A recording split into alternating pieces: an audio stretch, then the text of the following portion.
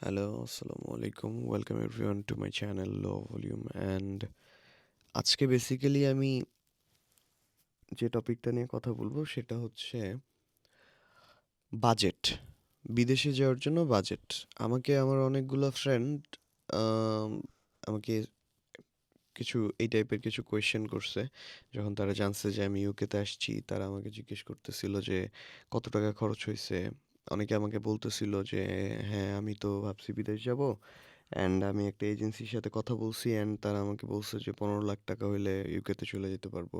And ইউকেতে অনেক easy এবং সেই সাথে ভিসা রেশিও ভালো।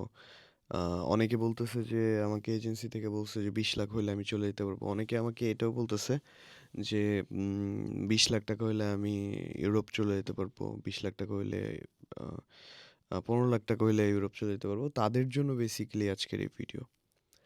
তো আলগা প্যাচাল না পেরে মেইন টপিকটায় আসি। সেটা হচ্ছে যে আমি যখন ইউকেতে আসি আমার অলমোস্ট 27 লাখ টাকার মতো খরচ হয়ে গেছে ইউকেতে আসতে।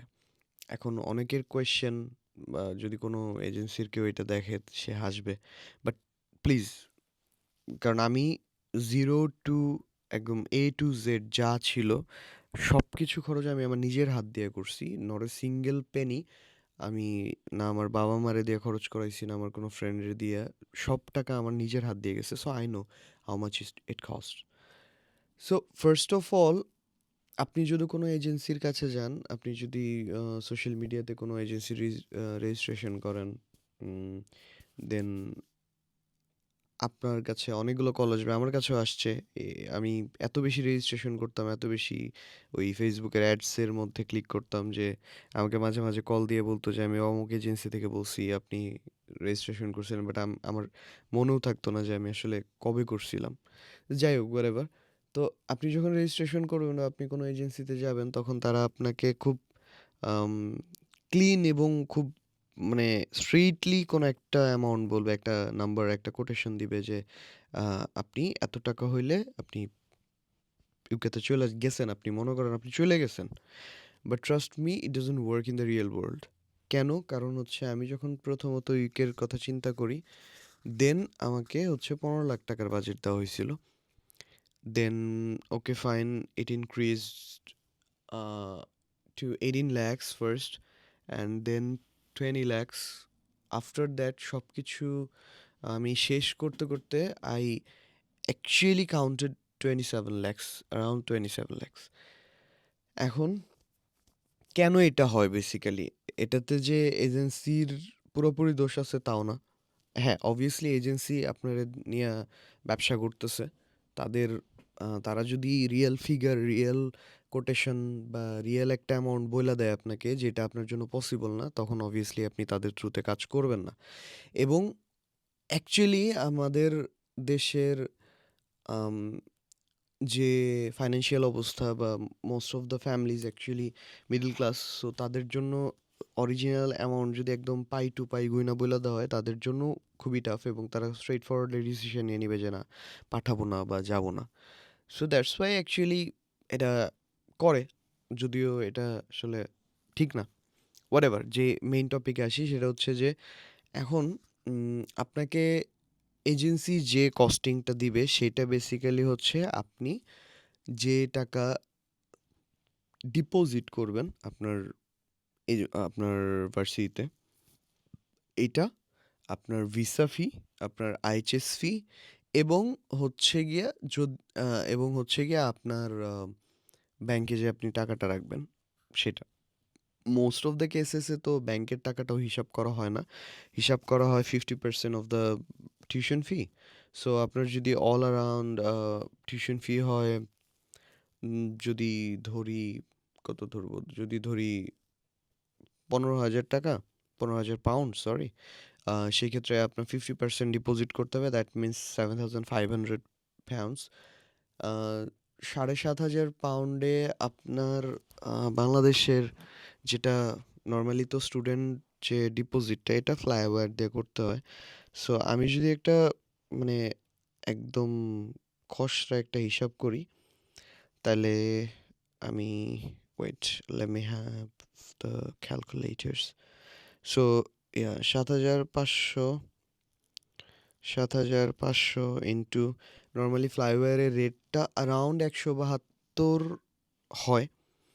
কম বেশি হয়। বাট আমি ১৭২ করে ধরতেছি। তো সো ইট ইট টেকস ১২,৯০,০০০ তার মানে ১০,০০০ কম ৳১৩,০০,০০০। এরপরে আপনার সেই সাথে আ আপনি IHS ফি এবং হচ্ছে গিয়া আম ভিসা ফি দেবেন। তো সেটা মিলে আপনার আ ৳১৬৬৮ আমি দিয়ে আসছিলাম। সো ৳১৬৬৮ আমি যেহেতু দিয়ে আসছি, আমি ১১০০ আ ১১৬৪ দিছিলাম হচ্ছে গিয়ে IHS ফি এবং ৫২৪ দিছিলাম হচ্ছে ভিসা ফি। সো ১৬৬৮ যেটা, এটারও যদি আমি হিসাব করি তাহলে ২,৮৬,০০০ plus ১২,৯০,০০০। So a I don't know আপনারা দেখতে পাইতেছেন কিনা, মেবি উল্টা দেখতে পাইতেছেন। দ্যাটস ১৫,৭৬,৮৯৬। যদি আপনাদের বিশ্বাস না হয়, আপনারা উল্টা কোথাও লিখা দেখতে পারেন। হোয়াটএভার, ১৫,৭৬,৮৯৬। এর সাথে আপনার আম ওরা হিসাব করবে এরকমভাবে যে আপনি হোয়াটএভার যেটা ছিল হিস্টোরি, সরি আমি ডিলিট করে দিছিলাম। আচ্ছা, এবং এটার সাথে ওরা একটা করবে যে আপনার টিকেটের আপনার টাকা লাগতে পারে ম্যাক্সিমাম হচ্ছে গিয়া ৳১,৫০,০০০। সো ৳১,৫০,০০০ মিলাইলে ৳১৭,২৬,০০০। এই যে আ ৳১৭,২৬,৮৯৬। এই হচ্ছে ১৮,০০,০০০। ঠিক আছে? ১৮,০০,০০০ আপনার শপিং-টপিং এর কস্ট ওরা হিসাব করবে। বলবে যে হ্যাঁ, আপনি ৳৫০,০০০ শপিং করবেন। এই হচ্ছে আপনার টোটাল ১৮,০০,০০০, আপনি চলে গেছেন ইউকেতে। বাট এটা ছাড়াও আপনার অনেকগুলা কস্টিং আছে। সবার শুরুতে আপনার যে কস্টিংটা, সেটা হচ্ছে আপনার ব্যাংকে টাকা দেখানো। এখন মোস্ট অফ দ্য মানুষ যারা আছে বাংলাদেশের মিডল ক্লাস ফ্যামিলি থেকে বিলং করে, এরা মোস্ট অফ দ্য পিপল হচ্ছে ব্যাংক লোন করে। অর্থাৎ হচ্ছে আমাদের একটা সিস্টেম আছে। আপনারা যখন খোঁজ নিবেন তখন জানতে পারবেন যে আপনারা ব্যাংকে টাকা দেখাইতে পারেন। ৳৩,০০,০০০ মতো লাগে। ৳৩০,০০,০০০ থেকে ৳৬০,০০,০০০ মতো দেখায় দেয়। আ ম্যাক্সিমাম ৳৩,০০,০০০ মতো লাগে অ্যাকচুয়ালি। কমও লাগে, বেশিও লাগে। সো আমি যদি এটাকে এভারেজে ২,০০,০০০ ধরি, যে আপনার সবকিছু মিলায় আপনি ২,০০,০০০ বা ১,৫০,০০০ ধরি। মিডল বরাবর ধরি যে ৳১,৫০,০০০ আপনার লাগতেছে এইখানে। তাহলে আপনার ১৮ র সাথে ১,৫০,০০০ মানে ১৯,৫০,০০০। এরপরে আপনি ধরেন আপনি যখন এই যে ব্যাংকে যাবেন, আপনি এইখানে যাবেন, সেইখানে যাবেন, আপনি এই দৌড়াদৌড়ি করবেন, সেই দৌড়াদৌড়ি করবেন। আপনার ফ্যামিলি সার্টিফিকেট লাগবে, আপনার হচ্ছে গিয়া কাগজপত্র সত্যায়িত করা লাগতে পারে, আপনার হচ্ছে গিয়া ব্যাংক ট্রান্সেকশন করা লাগতে পারে, আপনার আ কিছু জিনিস দেখানো লাগতে পারে। অনেকে হচ্ছে বাংলাদেশের ম্যাক্সিমাম হচ্ছে গিয়া জব এক্সপেরিয়েন্সের কাগজ দেখায়, বানায়। এগুলোর মধ্যে টাকা লাগতে পারে। আপনি দৌড়াদৌড়ি করবেন, সেগুলোর টাকা লাগবে। এগুলা মিলায় আপনার আরো ৳৫০,০০০ খরচ হয়ে যাবে। দ্যাট মিনস আপনার ৳২০,০০,০০০ গন। ৳৫০,০০০ খরচ হবেই। যারা ভাবতেছেন যে আরে এগুলা করতে ৳৫০,০০০, বাট হবে। Trust me. এরপরে আপনার আসবে হচ্ছে গিয়া, আপনি যখন সবকিছু ডান ৳২০,০০,০০০, এরপরে আপনার চিন্তা করতে হবে যে আপনি টাকা হাতে নিয়ে যাবেন। এইবার আসি যে আমি বেসিক্যালি ৳৩,০০,০০০ মতো এখানে নিয়ে আসছিলাম, অ্যান্ড ৳৩,০০,০০০ মধ্যে আমার ১.৫ মাস চলছে। ১.৫ মাসের পরে আমার হচ্ছে গিয়া হাত খালি হয়ে গেছিল। কেন? এটার ফার্স্ট রিজন হচ্ছে যে আপনি এদেশে যখন আসবেন, এদেশের আগে আমার এই ৳১,৫০,০০০ কিন্তু শুধুমাত্র যে আমি মানে একদম ক্যাশ নিয়ে আসছি তা না। ফার্স্ট ৳১,০০,০০০ আমার হচ্ছে এদেশে বাসা ভাড়ার জন্য ডিপোজিট করতে হইছে। মানে আমি যে বাসা ভাড়া নিবো, ৳১,০০,০০০ মতো আমার ডিপোজিট করতে হইছে। আমার হাতে ছিল ৳২,০০,০০০। এরপরে আপনি যখন হচ্ছে গিয়া আম এদেশে আ আসবেন, আসার সাথে আপনার আরো ৳১,০০,০০০, অর্থাৎ যে টাকা আপনি ডিপোজিট করছেন, অর্থাৎ ডিপোজিট তো আপনি বাসা ভাড়ার সমানই করবেন। সেই ১ম মাসের ভাড়াটা আপনার দিতে হবে। দ্যাট মিনস ৳২,০০,০০০ গণ। আমার হাতে ছিল ৳১,০০,০০০। এই যে টাকাটা, এটা আমি হচ্ছে গিয়ে খরচ করছি, এবং এই দেশে আসার সাথে, সাথে ট্রাস্ট মি আপনার হিউজ, হিউজ খরচ আছে। আপনি ১ম আসবেন, আপনার দেখবেন বাসায় রাইস কুকার নাই, আপনার হিটার নাই অথবা হাঁড়ি-পাতিল নাই। হাঁড়ি-পাতিল থাকলে আপনার পানির ফিল্টার নাই। পানির ফিল্টার থাকলে আপনার হচ্ছে গিয়া হয়তো আপনার ডুভেট নাই। obviously শীতের কান্ট্রিতে আসতেছেন, আপনি কম্বল নিয়ে আসবেন না। আপনার আসার পর ডুভেট কিনতে হবে। আপনার হয়তো জানালার পর্দা কিনতে হবে, আপনার বিছানার চাদর কিনতে হবে, বালিশ কিনতে হবে, বালিশের কভার কিনতে হবে। এগুলা কিনতে হবে। সেই সাথে আরো অনেক জিনিস কেনা লাগবে। আপনার টয়লেট্রিজ কেনা লাগবে। এদেশে আসার পর আপনার হয়তো আপনি যে জ্যাকেটটা নিয়ে আসতেছেন, আপনি যে শীতের কাপড় নিয়ে আসতেছেন, সেটা মোস্টলি ফুললি কাজ করবে না আপনার এদেশে আসার পর। থার্মালস কিনতে হবে আপনার এদেশে আসার পর। শুরুর দিকে আপনার ব্যাংক অ্যাকাউন্ট খুলতে হবে, ট্রেন কার্ড করতে হবে, বাস কার্ড করতে হবে। এই যে আপনি অল ওভার যে জিনিসগুলো করতেছেন, জিপি রেজিস্ট্রেশন করতে হবে আপনার সেই সাথে অর্থাৎ আপনার অনেক কিছু করতে হবে এই দেশে আসার সাথে, সাথে এবং এইগুলাতে আপনার ভালো রকমের দৌড়াদৌড়ি যাবে। সো এই দৌড়াদৌড়িগুলো আপনি যখন করবেন আপনার দেখবেন খুব বেশি দিন হাতে টাকা থাকতেছে না। আমার হাতে যা টাকা নিয়ে আসছিলাম এর পরবর্তীতে আমি বেসিক্যালি 50% পে করে আসি নাই। সো দ্যাটস ওয়াই আমার বাসা থেকে টাকা আনাইতে হইছে। সো আমি ওই 50% এর বাকি যে টাকাটা ছিল ওইটা বাসা থেকে আনাইছি এবং আমি অলমোস্ট ৫,০০,০০০ এর মতো বাসা থেকে আনাইছি। সো আমি যদি ওইটা দিয়ে হিসাব করি অ্যাকচুয়ালি আমার ২৮,০০,০০০ টাকার মতো আমার গেছে।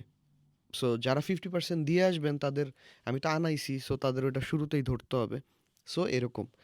এখন এই যে জিনিসগুলা আপনি হাতে নিয়ে আসবেন, আপনি বাসা ভাড়া করবেন, আপনি হচ্ছে গিয়া আসার সাথে, সাথে অর্থাৎ আপনার শুরুতেই কিন্তু ২ মাসের ভাড়া লাগতেছে। একটা ডিপোজিট করতেছেন, আপনি আইসা এসে দিতেছেন।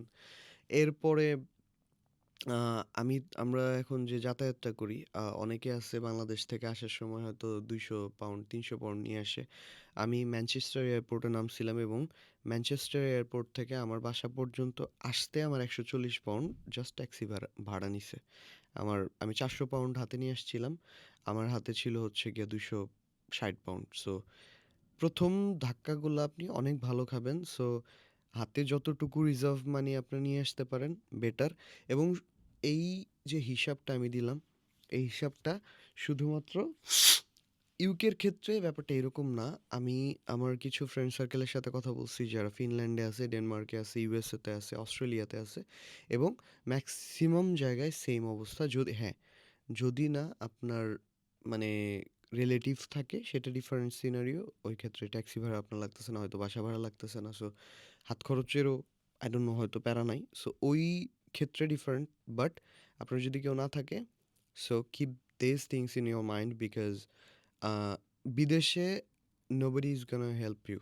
Not even your country's people, not even your friends, not even your family, not even আপনার যদি খুব ক্লোজ কেউ এখানে থাইকা থাকে আইসা খুব খাতির হয়ে যায়, they will not also help you.